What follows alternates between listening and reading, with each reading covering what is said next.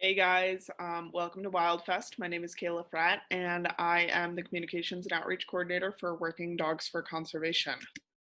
So, as I said, my name is Kayla, that's me, and this is my dog Barley, and we work for an organization based here in Missoula called Working Dogs for Conservation. So, did you guys know that your dog can smell a half teaspoon of salt in an Olympic sized swimming pool? And did you know that dogs are naturally able to show people what they find using their noses? And most dogs are really, really good at this. And this makes sense. So, naturally, most wild predators use their noses to find food. So, not just dogs and wolves and coyotes and foxes, but also cats and many other predators use their noses to find what their next meal is going to be. Over thousands of years, we have bred dogs that know how to use their noses to tell people where important stuff is.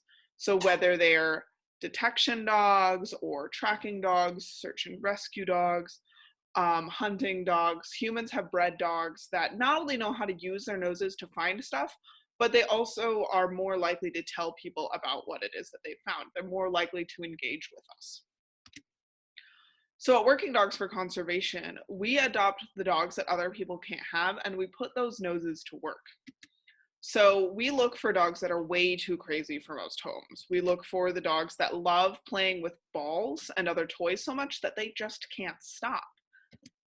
And these dogs can be really naughty, but that's also what makes them good at their job. So we use their obsession with toys in order to teach them that, hey, if you find what it is that we're looking for, you'll get your toy. And you guys can actually do the same thing with your own dogs at home. You can use treats or toys, whatever your dog loves, to teach your dog to find something that you're looking for.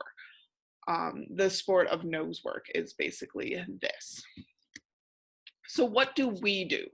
We at Working Dogs for Conservation teach our dogs to sniff out the scat, which is poop, of endangered animals, or we teach them to find invasive plants or elephant tusks, all as examples in a poacher's truck. So we take these rescue dogs and we don't just give them a second chance at life, but we also help these dogs protect wildlife and wild places.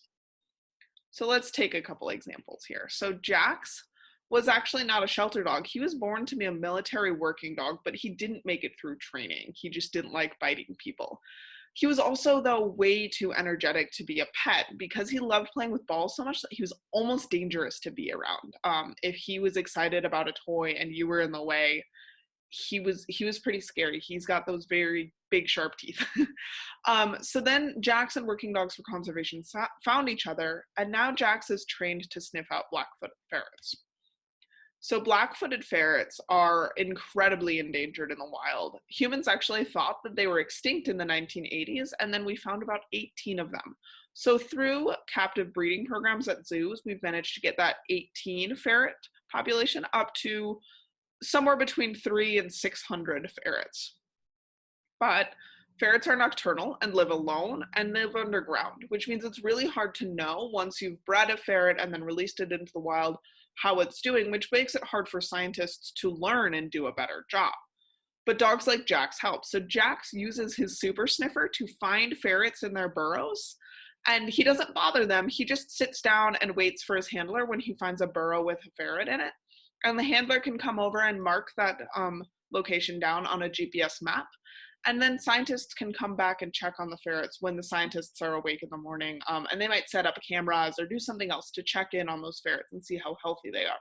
And this saves the scientists a ton of time because they just need to go where the ferrets are instead of looking constantly for the ferrets and trying to find them.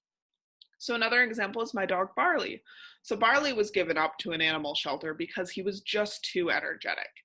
But now he helps work to inspect boats for zebra mussels. So zebra mussels are these teeny tiny invasive mussels from Europe and Asia, and they don't have any predators here. So if they get into a new lake or river, they take over. And the main way that they get into new lakes and rivers is by hitching a ride on your boat. So on your kayak or your paddleboard or your fishing boat. But Barley's nose can smell these mussels on boats, and then we can remove the mussels from the boats before the boats go into the water so that we don't introduce more of these really, really bad animals into a new water body. And then one of the third things that we do is we have rescue dogs that are trained to help stop poachers. So our rescue dogs um, also help with anti-poaching units in Zambia and Tanzania. So these dogs help sniff out vehicles at roadblocks or look for illegal guns or rhino horns or elephant tusks. This helps the scouts in the anti-poaching unit get their jobs done faster, so they have more time to protect more wildlife. So, and many of our dogs do all three of these different types of tasks. We have dogs that are trained to find invasive plants like Dyer's wood on Mount Sentinel in the spring, and then in the fall, they're doing bear research, and then in the winter, they might fly to Chile to do puma research. We have dogs that help with jaguars in Costa Rica. So many of our dogs do many, many different jobs to keep them busy around the year. And we work with all sorts of different governments and nonprofits and scientists to get as much done as we can and really help protect as much wildlife and as many wild places as we possibly can.